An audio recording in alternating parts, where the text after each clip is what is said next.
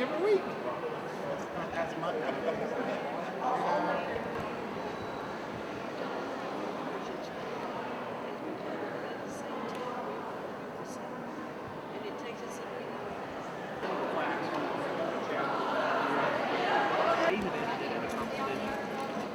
there's a lot of expression, a lot of emotion in your father's face.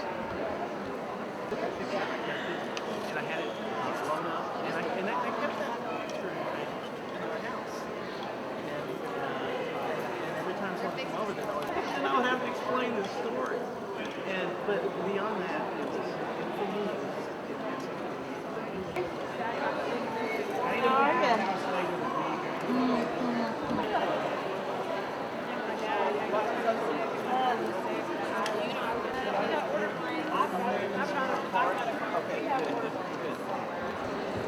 First of all, what is your name? Amy Ebarb. Spell your last name, Amy. E-B-A-R-B. And tell me a little bit about why you're here today and what's going on. I'm here today to hopefully learn a lot about justice, and I'm looking for my brother-in-law Kenny. He's been missing for 2 years now. July 15, 2005. His case is still unsolved, and we're just looking for him and praying, and hoping that we're going to meet some people that will be there for us to help us through this, because it's been really difficult for our family. And we're still looking for him and looking for any new information that can help us. Tell me a little bit about Kenny's case. July 15th, 2005, he went to a friend's house, an acquaintance, to pick up some money. And his truck was seen there several hours later. And Hang on a second. Tell me what happened. Tell me about Kenny's case. Okay. In the early morning hours of July 15th, 2005, Kenny went over to an acquaintance's house in Humble, Texas, right off of 1960. And he was supposed to pick up some money. Kenny was never seen again. This acquaintance of his had threatened to kill him earlier that night. And Kenny's truck was found approximately 24 hours later, burned from the inside out with blood in it. And we still haven't been able to find Kenny.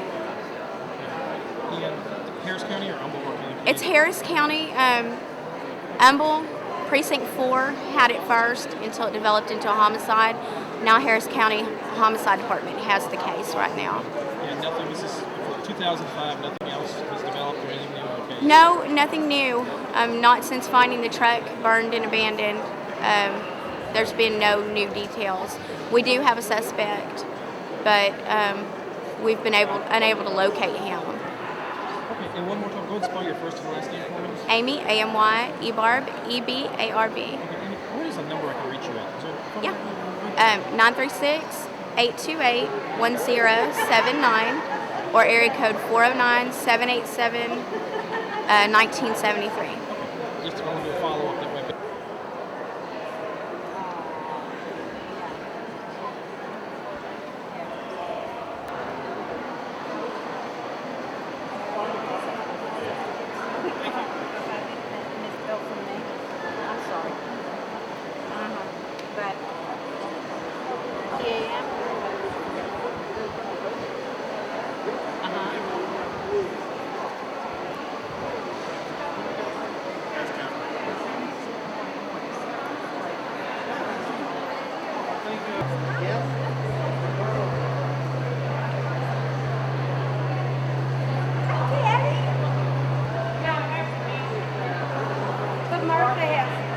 Martha has to be there when we get our. It's just something, little something. Just a little something.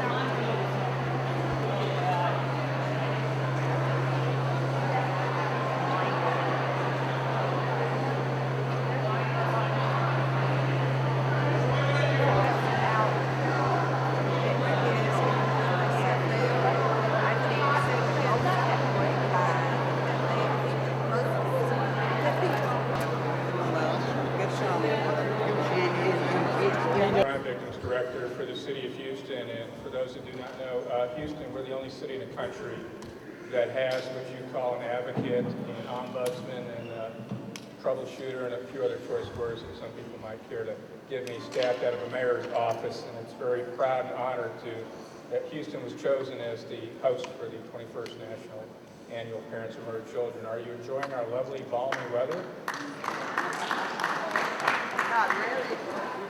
Houston's a great city. For many years, I've been trying to get the national media to call us the victims' rights capital of the world, but they seem to focus on another portion that we're kind of known for in the state of Texas, so we keep on trying with that. This is going to be a great event here. This is a great forum at the hotel. It's a beautiful facility. Matter of fact, when we hosted the Super Bowl in 2004, the Carolina Panthers chose this hotel as the host hotel where they stayed for the entire week as well. So you're in the top 5 is weight problems, because that's because of our great restaurants that we have in Houston. So it kind of comes and goes. So I hope everybody, has a lot of fun here. It's great camaraderie, networking. It's a great group.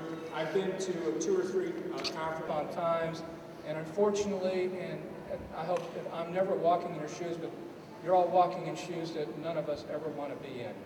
And that's the beauty of what you do, is reaching out and supporting each other, trying to enact change, trying to make things better, that we take negatives and turn them into positives so that no more members join this wonderful, illustrious group. We're going to have the forum. What I'm going to make a couple announcements. Ladies and gentlemen, good evening. On behalf of our Police Chief, Harold Hurt, and all the men and women of the Houston Police Department, I want to welcome you to Houston.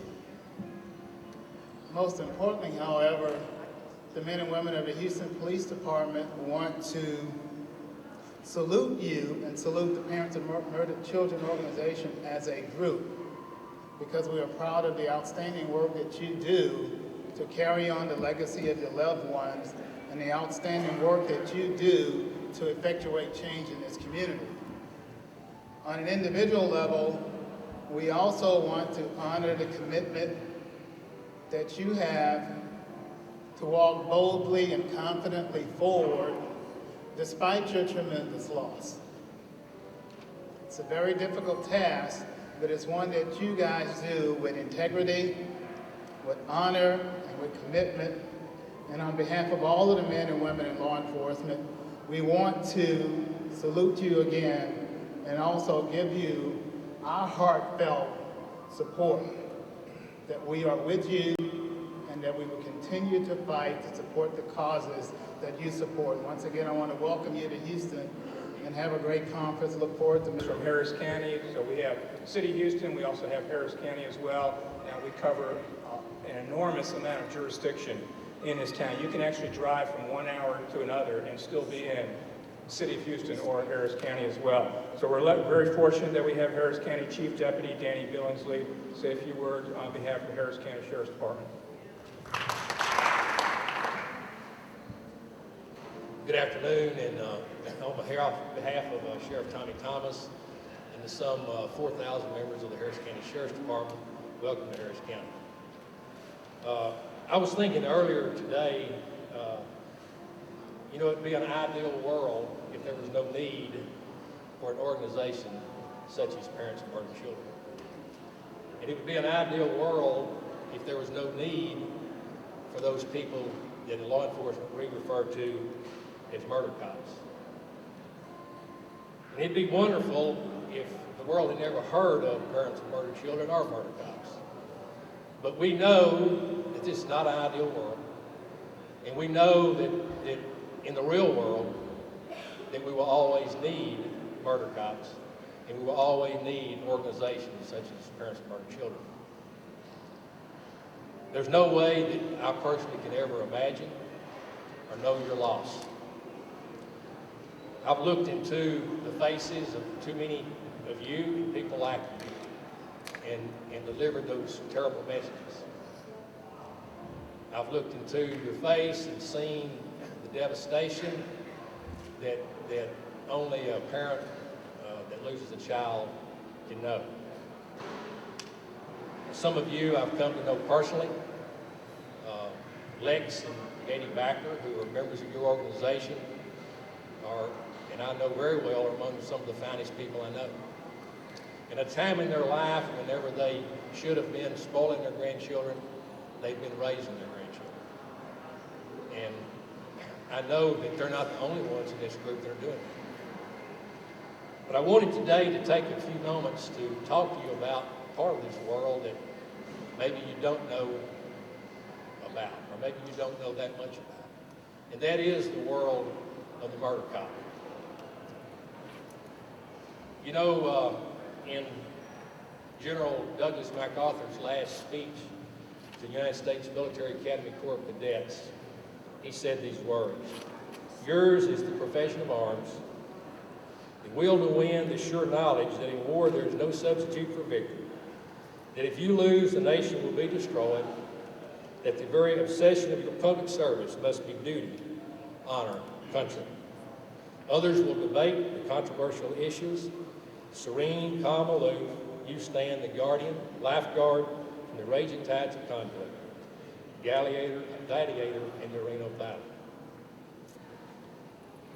You know, I submit to you today that those words could have been delivered to those people that we know as homicide investigators as well.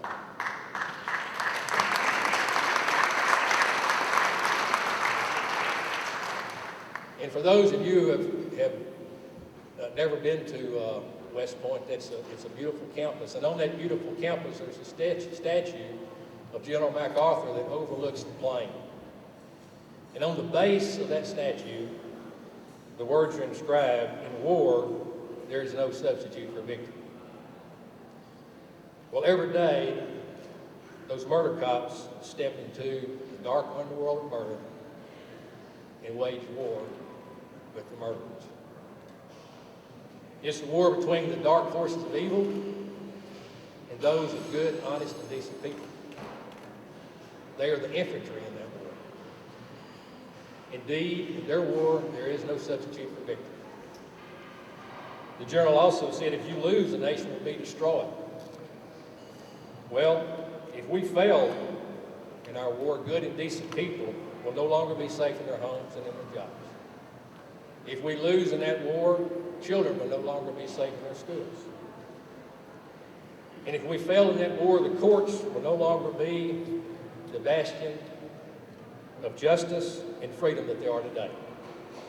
If we fail in that war, anarchy and chaos will reign. The very fabric of our republic will be destroyed.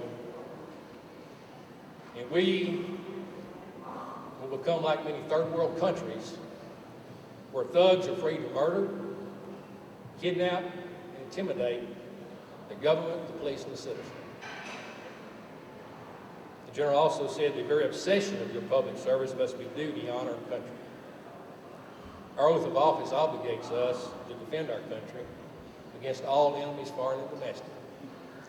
And I will tell you today that the criminals that the murder cops pursue are as big an enemy to our republic as those that are in the caves in Afghanistan today. Our oath of office obligates us to uphold the laws of the state and country. Our oath of office obligates us to defend the Constitution of this great state and of these United States. Others will debate the controversial issues, but the murder cop remains the gladiator in the arena of battle. Judges and attorneys have years to debate and argue if our actions are just and legal. Some citizens we serve will often examine and criticize our efforts. Some media will spend countless hours second-guessing our investigations if they are thorough, competent, and timely. Special interest groups will accuse us of being biased, prejudiced, overzealous, and even dishonest in our quest for justice. But it's us, not they, that stand between them and the forces that seek to destroy them.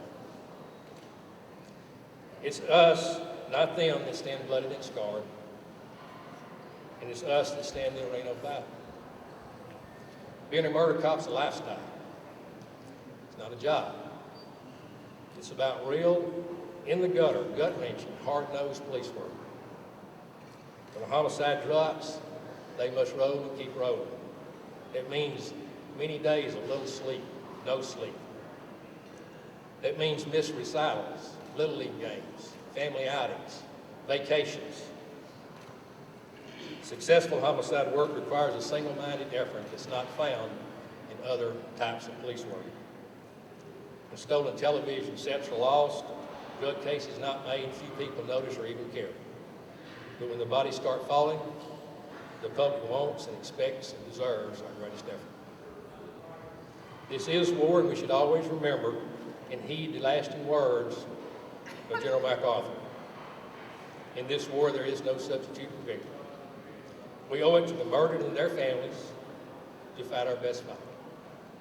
After all, whatever sacrifices and hardships we endure can never compare to what the victims and you, their families, have suffered. Again, thank you for the opportunity to stand before you, and God bless each and every one.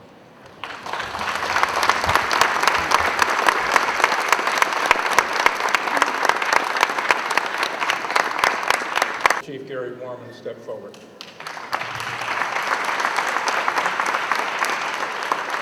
Thank you. I'd like to welcome each and every one of you here. I think it's a wonderful thing that you're doing. It's a good occasion, but it's also a very sad occasion, because each one of you are here due to the loss of a loved one due to a violent crime. Throughout my 31 years of law enforcement experience, I've had numerous occasions to work homicides and to talk to a lot of victims. And most of the time, the families were just thrown into the criminal justice system, not because they wanted to be there, but because they had lost a loved one due to a violent crime. And it's a world of the what, where, and who, and how, and all the questions that you ask of the law enforcement, of detectives. And sometimes we don't always have the answers. The sad part is sometimes we don't know the answers. And it's very hard not to become emotionally involved in a case if sometimes it happens. And through my years, through me talking to other investigators, I found that we want to give all the information that we can to the families of the victims that have fallen, because we need your help and you need the support that we can give you, because we realize the hurt, the pain, the sorrow, and the frustration that each and every one of you go through when you lose a loved one.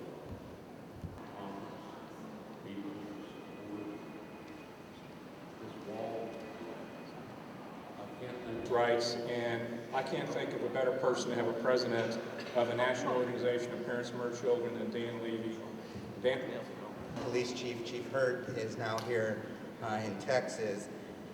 The wall that we're unveiling tonight represents all of our sons and daughters, brothers and sisters, our family and friends, and our fellow families and loved ones.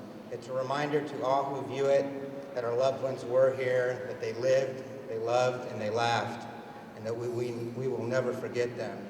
In fact, in just over a month in Washington, D.C., the National Murder Wall will be unveiled for the first time in Washington to help celebrate the first National Day of Remembrance for murder victims in the United States.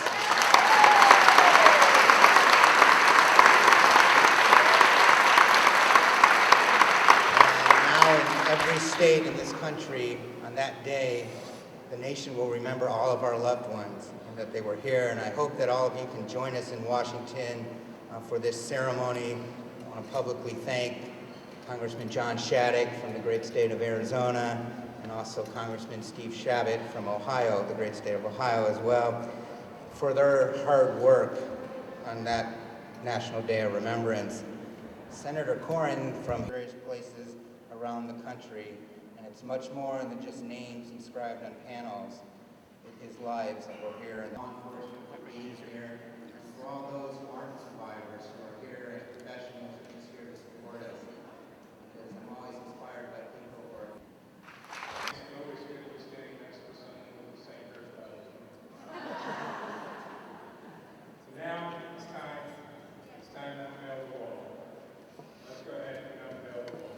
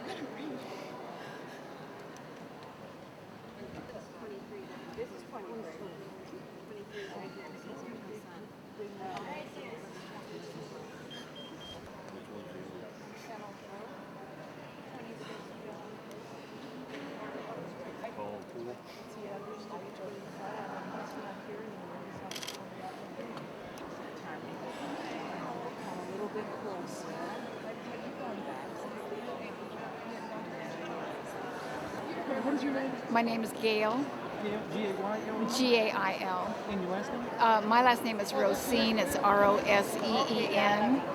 Tell me what happened. Tell me about the case. My son's name was Michael Grimm, and he was murdered 6.5 years ago. And his case started out in California, and it went full circle from California to Houston, Texas, following some tips that came in. Went back to California, where it's now a cold case. It has not been solved, and it's being handled now by the Los Angeles County Sheriff's Homicide Department. And also, my son's body has never been found. Did it happen? So it actually happened in California? And We what brought the trail believe back here? a tip. My son had lived for a while in Houston, Texas, and I became quite an activist when this happened, and I got tips all across the country and actually from out of the country as well. And it ultimately took us to Texas, and then following the investigation there, took us back to California. In what county in California? He is believed to have been murdered and buried somewhere between Palm Springs, California, and Los Angeles. And which agency's handling it down there? The Los Angeles County Sheriff's Homicide Department, and they've been fantastic. And it's a cold case. They've had it for about 2 years now. And where in California is it?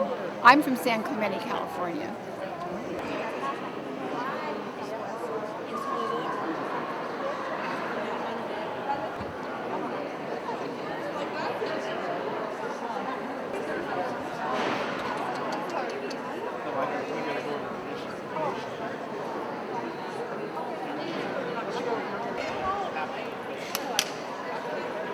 Okay. Go.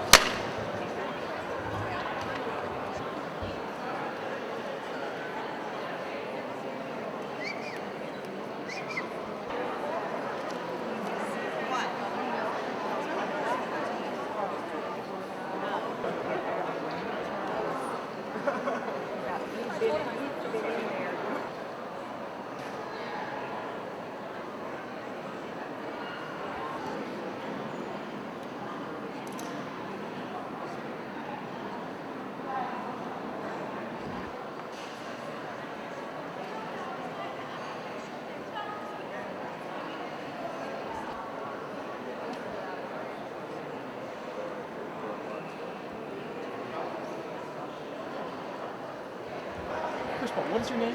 Sylvia Banks. Sylvia Banks, B-A-N-K-S. Sylvia, tell me, you're from Detroit, I'm Michigan? from Detroit, Michigan. Tell me about what happened to your son. My son, Dion Littell Glover, he was 18. He was murdered January the 11th, 2003 in Grand Rapids, Michigan. He was a student at Grand Rapids Junior College. He went out with some friends and he was murdered in the parking lot. The gentleman was shooting in the parking lot and my son was hit in the back.